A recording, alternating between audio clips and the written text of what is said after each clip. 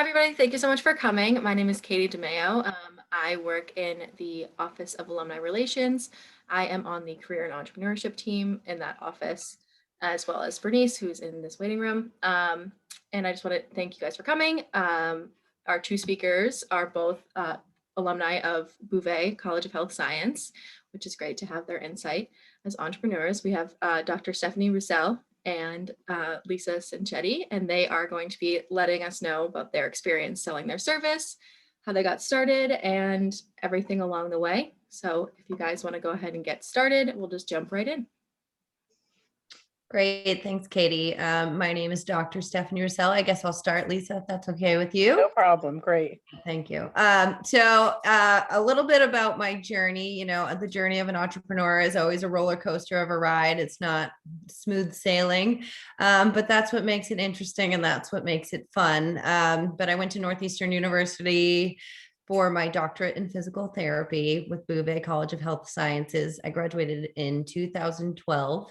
So I have been a doctor for like 9 years now, which is great. And it's been an awesome experience working for someone else to start.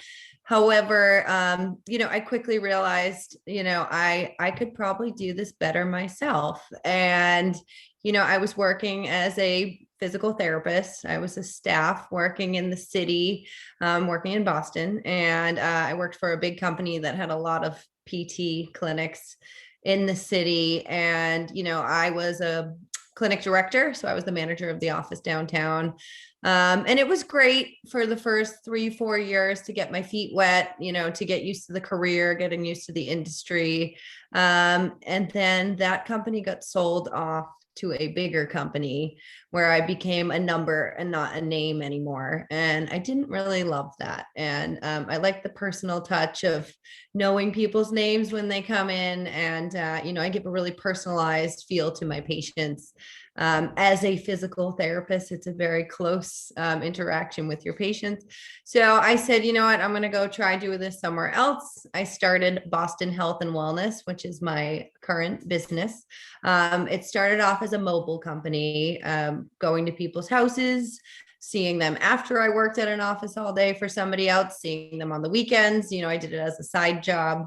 I didn't take insurance, so it was high-end concierge physical therapy to start off.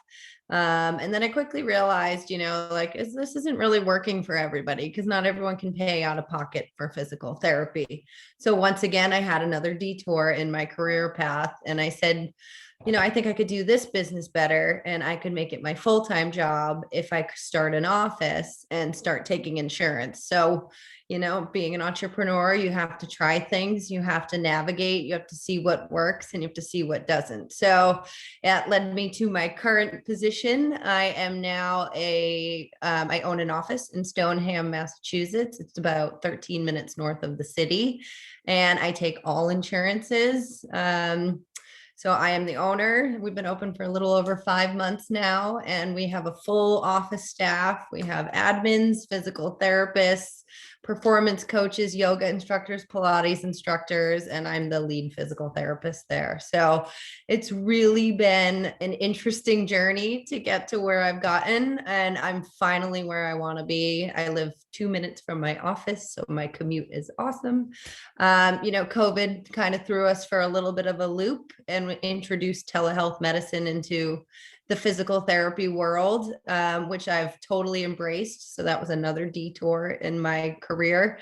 But, I have a patient in Saudi Arabia, I have a patient in Alaska, and I would have never been able to do that if telehealth virtual physical therapy was never invented. So, out of this pandemic, I've created an office, a physical location. I've shifted gears from in-home concierge to in-office insurance-based, and I've embraced the beauty of telehealth medicine. So it's really been an interesting journey. I can't say it was easy, but it's led me to my current position where I'm extremely happy and close to home. So that's kind of my story. Lisa?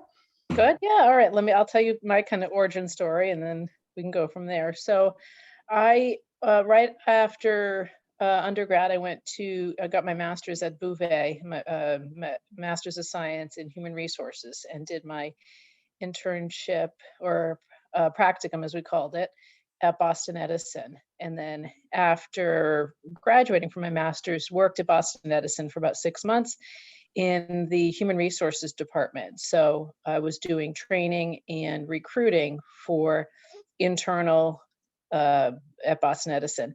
I was working there with a recruiter or headhunter on the other end of the phone and helping to bring in recruiting talent for Boston Edison.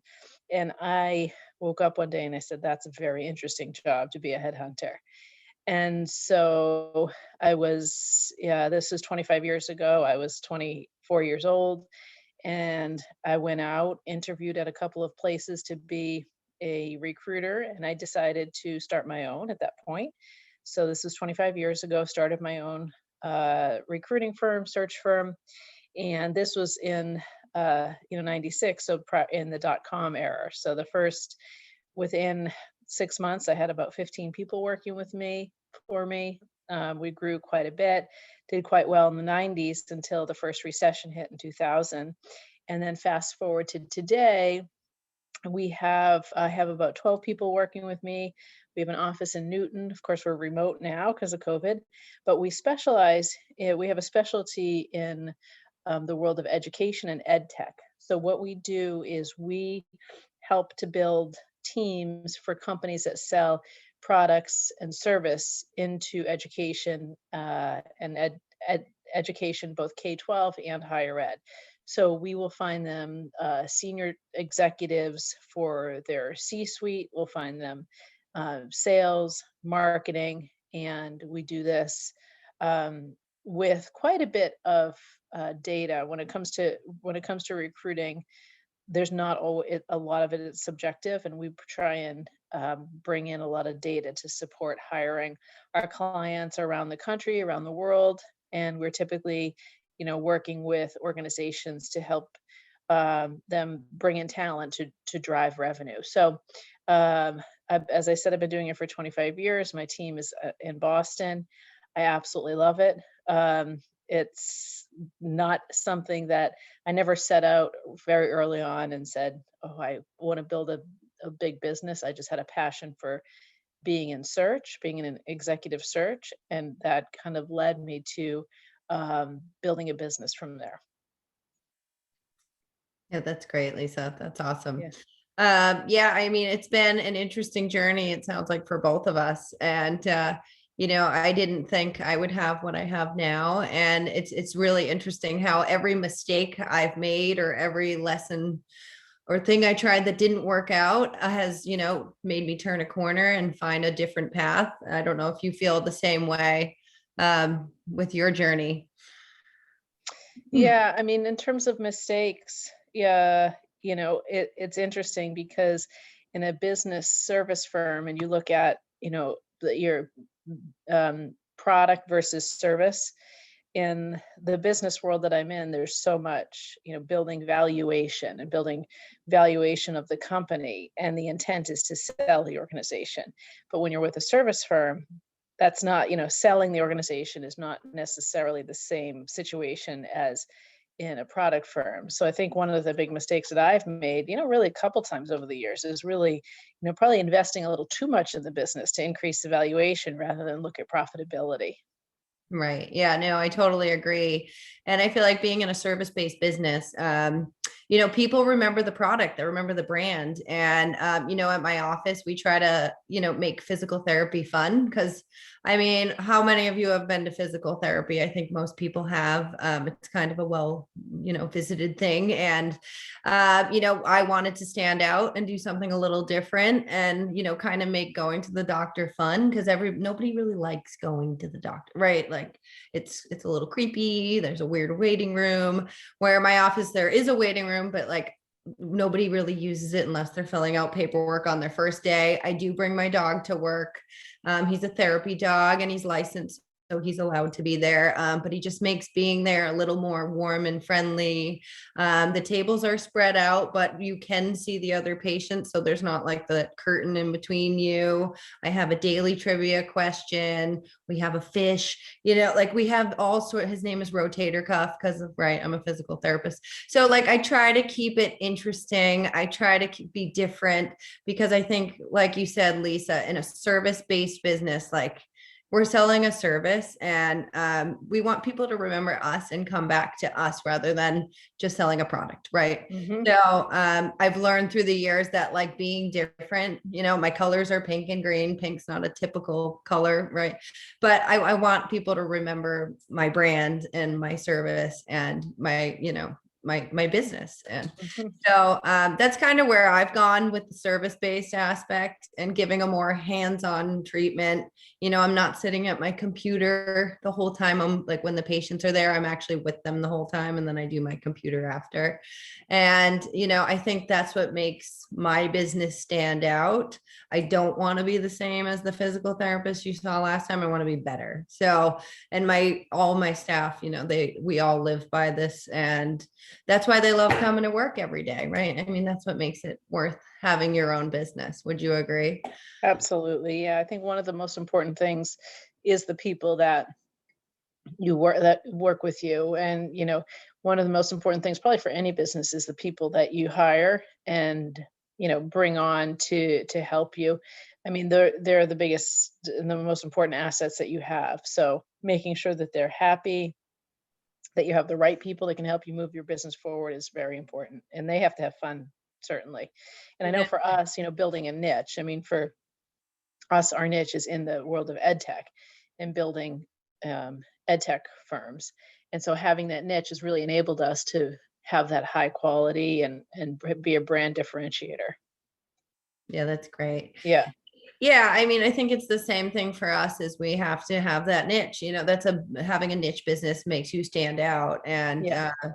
I think that's so important as a piece of advice to future entrepreneurs is you need to first write a business plan and then you need to, put down your goals and your ideas, but also like what's going to make you stand out versus the place next door, right? And people come in and they're like, I love this place, I would come here every day if I could, and that's what I wanted to create, is like that warm fuzzy feeling when you walk through the door, not that scary doctor feeling.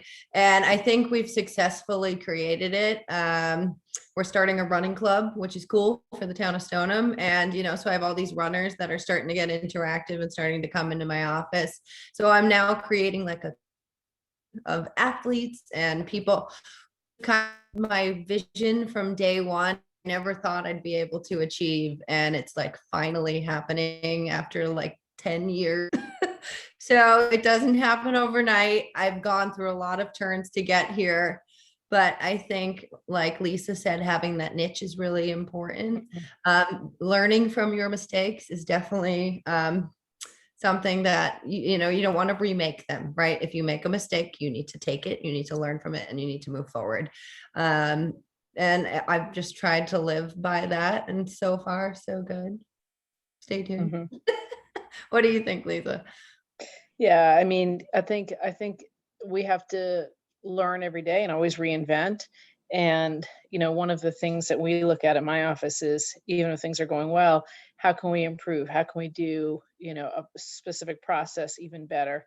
How can we, refine something? So looking at, really being satisfied with the status quo is not going to help you move forward. So, Yes. for us, we really focus on what our process is and how we are executing the different searches that we do.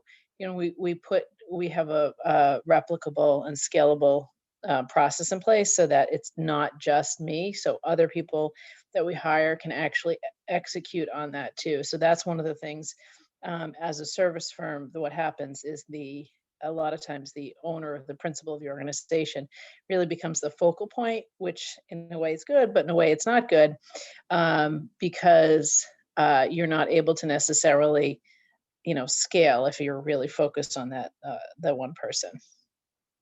Yeah, no, that's great. I'm just going to the questions in the chat. So Bernice asked, how did you initially approach putting together a team, your staff helping you develop your business? So I'll answer it for me first, I guess. Sure. So it started with just me. And, I thought I could wear all these hats, right? Because as when you're starting a business, you think you can do everything. And I tried really hard to do everything all the time. And then I realized that having a dependable, trustworthy staff is really important. And that delegation is also really important. So I slowly added on, a performance and strength person for the turf side of the office for personal training and injury prevention. Because yes, I'm a personal trainer too, but at the end of the day, I'm a physical therapist, and that's my main hat. That's what I went to school for 8 years for. So I should wear that hat proudly and let somebody else wear the other hat. And then I also am a yoga instructor, but I realized I shouldn't also be teaching the yoga. So I hired a yoga instructor. So then Callie came on board, and then I hired a Pilates instructor. So it kind of slowly trickled in as I realized I couldn't do everything anymore and I didn't have the time, for me at least. And I realized, I have all these amazing resources around me. I have all these people that I trust, and I need to start delegating so I have more time to focus on my business, my marketing, referral sources from doctors and personal injury attorneys. So that's kind of how I built my staff. Lisa? Yeah. So I'd say probably quite similar. I look at what my skill set is and where I have either a deficiency or a need that I can't execute on. For instance, administration, research, things like that, and I hire around me to support kind of so that I can focus on what I'm good at, and then I build up the support staff from there. And so probably the same thing. We've all hired people that have or haven't been successful. So we've gone through a lot of people, but the hiring the wrong person can be very costly. So I think what I've done is really try and look at what my skill set is, and then plug in people that can complement that and help me to move forward. Yeah. Yeah, that's great. We have a question from Paul here. As you have built your business, how have you incorporated an exit strategy in your planning?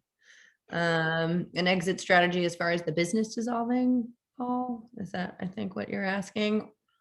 If so, I'm going to go with that. But so I have had a business that has failed actually, that I did before this one. It was a brief partnership that didn't work out. We did have a operating agreement. However, we never signed it with a pen. And if you don't, it's void. So that was a big mistake I learned. But for my current business, I'm 100% owner. However, I do have plans in place for dissolution, or if God forbid anything happens to me, what would happen to the office, if it would stay open or if it would close, if you would liquidate. And so I hired a business attorney this time to do all of the proper paperwork before I opened my door, to plan for if anything ever happened to the office, if I needed to exit for any reason at all. But I would say definitely hire a business attorney. Make sure you sign everything with a pen. And yeah, that's what I did for mine. Lisa? I would say, for me, in terms of an exit strategy, I don't really have one because, as I mentioned before, the multiples in a service business are pretty low. So I would consider my business more of a lifestyle business at the moment. So I don't have an exit strategy now. I have been approached twice for sale. I've been two offers on the business, in the past for to buy the business. Neither were multiples that I would accept, and also it would lock me in personally to be working for somebody else. So I think for my business, it's a lifestyle business for probably the next 10 years, and then I definitely don't have a plan at the moment to sell it. there probably would be a key person sale to one of the other members of my organization. It's not going to be something that's going to go on the market to sell to a larger organization, because what they'll do is they'll want to lock me into it, and that would kind of defeat the purpose. Right. Yeah, no, I I don't agree. know. Yeah. Mhm. I'm looking more into Paul's response. So he said, but all business owners exit at some point. How might you plan to exit or sell it? So for me, I would love to keep it in my family if possible. I'm trying to create something that I want to, I want to grow. I have one physical location right now. Obviously, it's newer because I just finally found my path to the right place 5 months ago. So I would like to open more locations. That's in my 10-year vision, is to have 3 locations, one in Boston, one in Stoneham, one somewhere else, a bunch of PTs working for the business, and then to also expand the niche of having also yoga, Pilates, running all under the same roof, with that same happy open feeling as the Stoneham location. And I would like to keep it in the family and not sell it. But if the price is right and I was approached, I would consider it. But the plan is to keep it in the family, and hopefully somebody in the family takes it over. If not, one of my higher level management people, we could have that conversation, was kind of what I was thinking for mine. I don't know if you have a comment on that part, Lisa. Yeah, I mean, I probably, the same, I'd probably say the same thing. I don't have an intention of selling. I would if the multiple was there, but I can't see how it would be. Yeah. Yeah, no, I know. We do have another question in the chat. What has been your biggest obstacle in creating / running your business besides COVID? Ooh, well, I feel like we talked about it a little bit, but since it is a specific question, my biggest obstacle was probably learning from my mistakes. I feel like I made a lot of them. And every time I look back, I'm like, why did I do that? Why didn't I like sign that thing? Why didn't I double check my work there?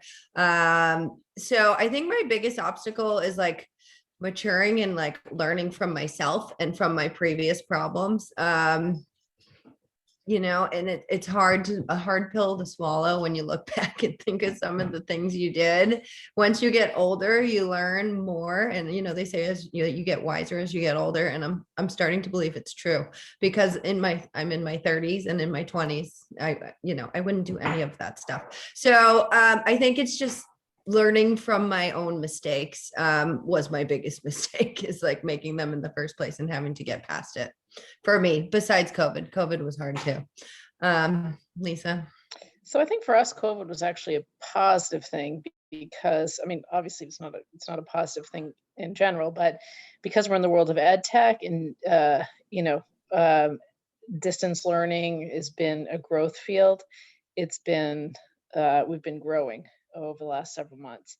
Probably the biggest obstacle is going through the different recessions that I've been through, and not preparing as well as I should have for them, and probably having too high of a cost structure when I hit those recessions. So I would say the biggest obstacle has been, getting through those recessions and having too high of a cost structure. So I've now learned to keep my cost structure down, to look at the profitability on the bottom line more so than I had in the past.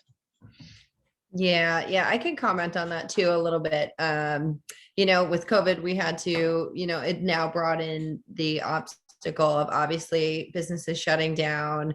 I'm a doctor of touching people. So and we're not supposed to touch each other right now. So that was, a little bit of a scare for me. Obviously the telehealth medicine, I had to quickly switch gears and be like, okay, I need to figure this thing out. I need to figure out how it works. I need to figure out how to cover that through insurance.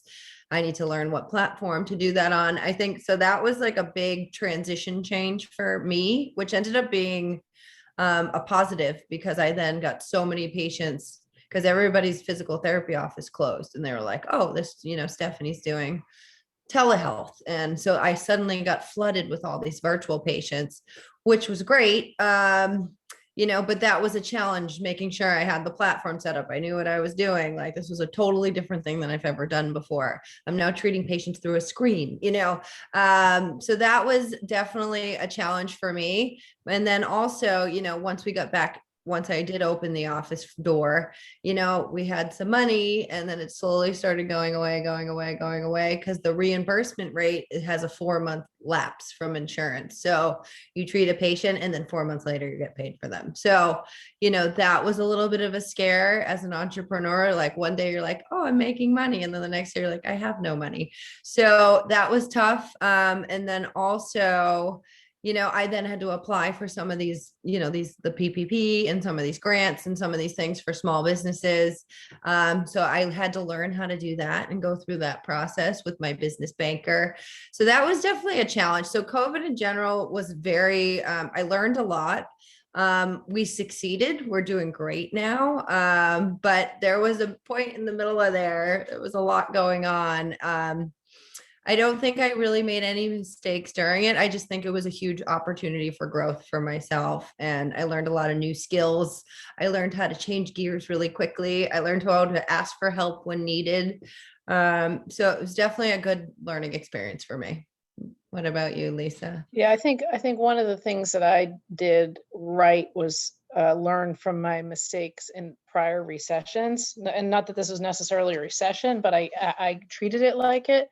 So mid-March last year, I stripped my cost structure down like 50%, knowing that we didn't know what was going to happen. So I didn't do that when I had my first recession in 2000 and then the recession in 2008. I didn't. I bled cash at those two points. So this time I didn't do that. This time I really stripped down my cost structure, and I was able to, by the summertime of this year, we were, back up to pre-COVID operating revenue. So I think that's an example of what I actually learned and implemented this time around. Yeah, no, I agree. I have a question here in the chat from Bernice. How did you start and grow your consumer base? Recommended marketing methods. So I have a few strategies of how I market myself and how, the office, we've gained referrals. It's a referral based business, obviously. So one of my biggest success stories is I'm in a BNI networking group, which is it's Business Networking International. If you've never heard of it, you should write that down and look it up. It literally saved me through this whole thing. My BNI group is awesome. I love every single person in my group, but it's a group of business professionals, business owners, and people looking to grow their business. And everybody has a different seat. So there's only one physical therapist. There's only one business attorney. There's only one real estate agent. So there's no competition. And you're in this group of people, professionals that trust each other and give business to each other. So the personal injury attorney in the group, obviously him and I give a lot of business back and forth. And when COVID hit, all of his people no longer had a physical therapy office. So they all became telehealth patients for me. So that was a big source of referral based in coming in. Also, my husband actually does marketing. So he's my marketing person conveniently. So he does all of my Instagram, Facebook, social media, signage. We have lawn signs. We have a funny sign on the back of my office that's right on the running path in Stoneham and Winchester. And it says, hey, you on the path, come in here for physical therapy. And I've gotten so much response from that because it's funny. It's just putting funny, interesting, different things out there, trying to approach people from different ways is kind of what I've been doing. The networking group obviously is awesome. I'm in the Stoneham Chamber of Commerce to get word of mouth in the town of Stoneham. So people in the town are all talking about the business. I think are some great strategies to, get your name out there in the town you're in and to get your name out there all over. Lisa? So in terms of marketing for us, I mean, my base are companies, growth companies that are venture funded or private equity funded. So those are my target companies, and then of course that are in the education technology space. So um, I've built certainly a reputation in that space. So that's one way. We do have an outsourced marketing firm. We are really become the thought leader in building teams in ed tech. So every week we put an article out to our whole base, in terms of, building your team, what it takes to find people, evaluate talent, recruit talent. And so we market every week to people in our base. We certainly do quite a bit of LinkedIn. Uh, we do Twitter, things like that. But I think a lot of it is, just becoming the thought leader in the space that we're in. And because we have such a niche, we're trying to build the name to the go-to company to build if you're going to do recruiting or you need to recruit someone in the world of ed tech. So really building the reputation is probably the best way to go about it. Yeah, definitely. Yeah. And, we're currently, obviously it's a newer office, so we're just getting all the signage and stuff up, but we're working on building our marketing presence. Yeah. So, that's obviously an avenue I need to further, go down. But the other avenue we're starting with is in-home exercise equipment, which, I wish we had started that a year ago because during COVID, everybody wanted inside and, in-home exercise equipment, and it was completely sold out everywhere. But we're working on our own product line as well, as far alongside of our service-based business. So that's a whole nother avenue that we're about to explore, which is exciting. We're going to have some Dr. Steph PT in-home exercise equipment, dumbbells, ankle weights, stim machines. So, that's a whole nother business that I'm about to travel down, and I'm excited for it. Hopefully it becomes something. But, obviously the service-based industry is where, the last 10 years I've spent. And, I've learned the most from the service-based entrepreneurialism. And, my best piece of advice is it is a roller coaster, but you get to work for yourself. You are your own boss. If you want to take the day off, you can. But there are weeks where you're working 80 hours and your phone is constantly ringing. There's no punching in and out. You don't just get to shut the phone off on the weekends unless you choose to. It's a challenge being the owner, and it's hard to stop working. I don't know if you feel the same, Lisa, but Yeah, I mean, there is no such thing as like a day off, really, because you're on 24/7. The buck stops with you. So you're constantly on.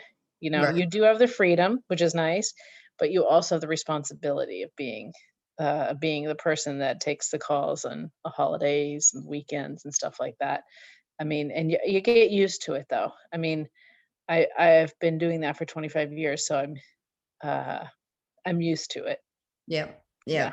Yeah. It Yeah. never stops. No. Um, so we have another question from Katie. What was your first step once you decided to open your own business? Would you have taken a different approach or done something differently knowing what you know now?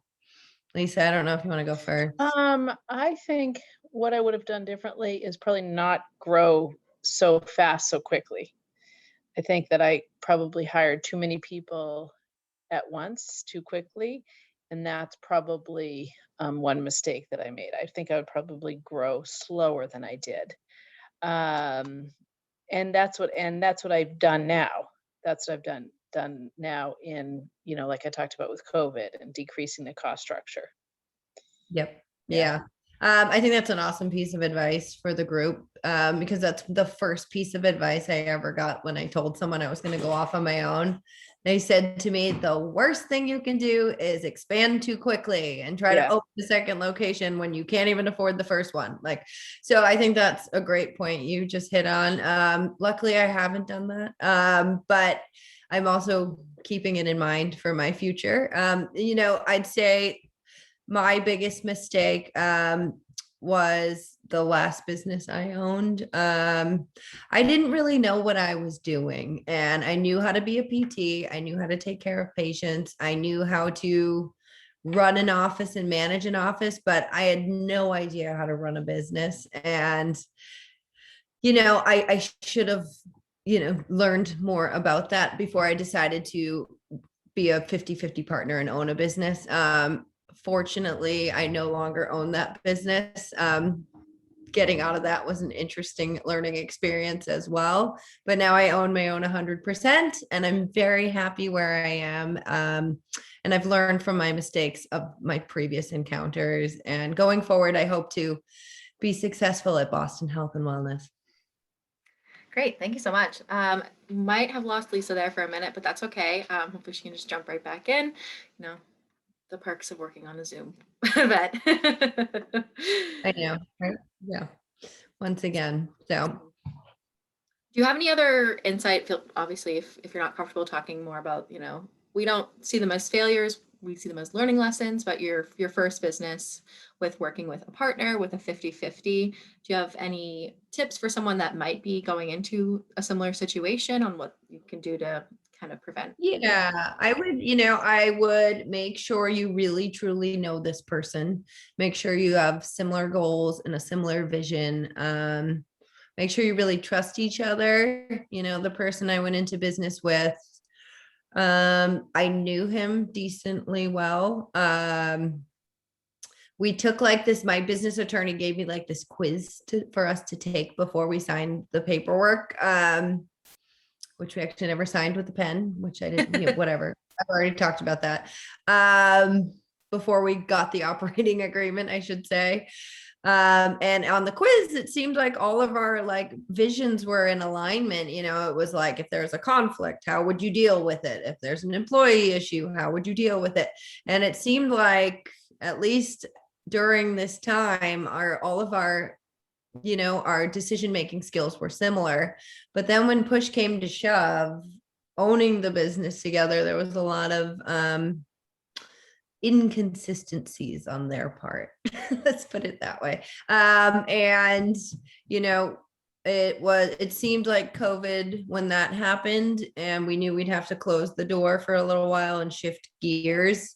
I saw that as a great opportunity for me to get out of there. So I would say make sure the person you're going into business with has a very like mind with you. The person well, you trust them very much. When there is a conflict, make sure you address it immediately. Don't let it be put aside and let it boil over, because it just gets worse. When you lie to your business partner, they're going to find out. So yeah. Just simple things like that is just being a good person that's honest. And at the end of the day, the goal is to help people and to take care of people. And you should love what you do every day, and you'll never feel like you're working a day of your life. So I love my job. I love my office. I love what I do. It does not feel like work. And it's just such an awesome, awesome feeling. Great. Another question that I thought of when you were talking about kind of the culture that you created in your office. So obviously that's a different approach to PT, as I'm sure people on this call know, I know. When you're seeking out employees for your company or service, kind of how are you making sure that they're going to fit in with this culture that you've worked so hard to create? And have you found that, you've grown from the hiring process since you first started and things like that? Yeah, that's a great question. Thanks, Katie. So my current staff, I like to call them my, not my employees. I like to say my coworkers, because we all feel like equals when we're there, which is awesome. So we refer to each other as our coworkers, and that's just the way it is, which is cool. We call all of our meetings family lunch, and we did an Easter egg hunt last week in the office for all the patients. We did Valentine's Day cards for all the patients on Valentine's. We just do fun things. Our skeleton is named Indiana Bones. And, we have the dog, which is cute. You don't really have that at doctor's offices and as long as you do all the proper licensing and paperwork, it is allowed. So if you just take that extra step and do that, like it really changes the dynamic. He runs to the door and greets every patient, which is kind of a nice way to walk in. I have people that ask if they can just come forever just because they like coming in. And at some point I do have to discharge them when they get better, which is a good thing. That means I'm doing my job, but it's hard to keep that culture if the staff doesn't, or the coworkers do not comply. But the ones I have right now, the 4 or 5 I have right now, are all very similar. We are interviewing currently for a second admin and another PT, and one of the things we say in the interview is, this is a very warm, upbeat, happy place. And everyone has a lot of energy here. So like, is that something you feel like you would relate to? And that's actually in our interview process. So we're trying to keep that. I'm hoping that it remains. I think it will. It's kind of contagious once you're in there. So yeah. So just like refining your interview process to reflect, the culture of your own company and what you're looking for to kind of fit in there. yeah. Yeah, so we're coming close to the end of our time. So if anyone else has any other questions, feel free to jump those in the chat. We can close out whenever. Give Stephanie a few more minutes. I mean, Lisa, a few more minutes, see if she'll hop back on. We might having some technical issues, but for now, if anyone else has any questions, Stephanie, if you have anything else that you want to, add about your experience, or just any other little tips that you would have for someone, getting started with their service industry. Yeah, no, definitely. I mean, I think we have one thing from Paul here. Oh, I think it's just a thank you. Thank you, Paul. I Okay, appreciate it. Yeah, if you have the opportunity to be an entrepreneur and be your own boss, like 100% take it. Yes, it's scary. My mom was a math teacher in my middle school growing up my whole life. And, she had a salary and she paid all the bills, and she had a stable paycheck every week. And she was very happy with that. So when I told her I was going to try to like go off and do my own thing and like start an LLC and like run around the city and treat patients, she just said, do not do that. Absolutely not. Get a job, work for someone else. Don't quit your day job. Like, and it's because she didn't understand it, because she just never lived that life. So even if your parents tell you like, just do the right thing, do the safe thing, like you went to school for 8 years, you have student loans, it's okay. Like you'll figure it out. If you have the opportunity to be an entrepreneur, you'll probably fail a few times. You'll probably feel like you're broke at the beginning, but like now it's actually starting to really be worth it. And in about 5 or 10 years, it will really be worth it. So if you have the opportunity, take it and run, and don't be afraid of it, would be my closing statement. Great. Thank you so much. And yeah, that's it. That's a great note to close on. So with that, unless anyone has any other questions, I'll keep an eye on the chat, but I just thank you, Stephanie, and we'll send a note to Lisa as well, or if she hops back on in the middle of my little spiel, I'll thank her too.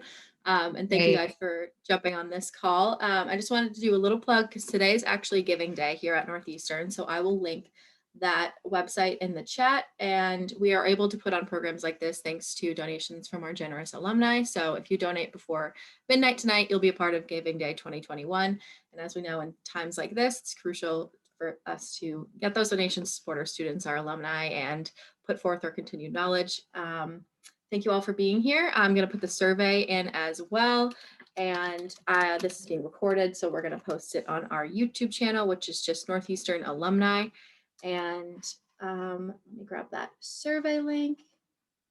And so definitely, if you're not subscribed to our YouTube channel, take a look there. I'll be sending it around in an email, but it'll be popped up there most likely on Monday.